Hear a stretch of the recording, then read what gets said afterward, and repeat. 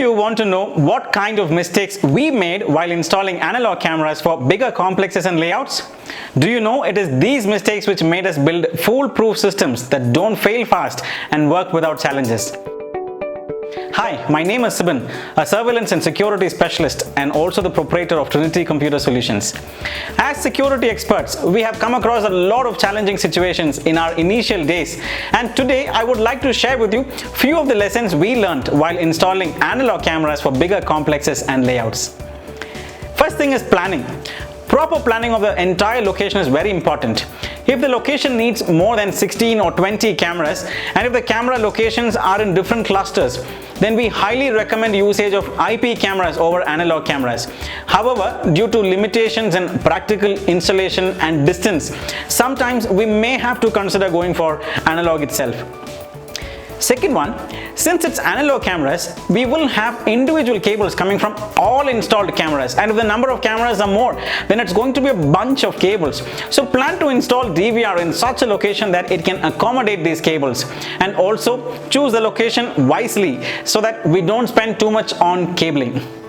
Third point, check the distance between the DVR and the farthest camera. If it's more than 90 or 120 meter, then avoid using the regular 3+1 cable and preferably use RG6 or RG11 cables. Thicker the cables, more the distance it can cover and more data can be transmitted. Fourth point, if distance is more, then avoid running DC power from the DVR to the camera, as we may experience power or DC voltage drops over a period of time. It's best to keep the power adapter near the camera. There will be challenges you will face in certain locations while drawing UPS power near cameras. In those cases, we suggest that you lay power cables also along with the data cable separately from the DVR itself, which is UPS powered.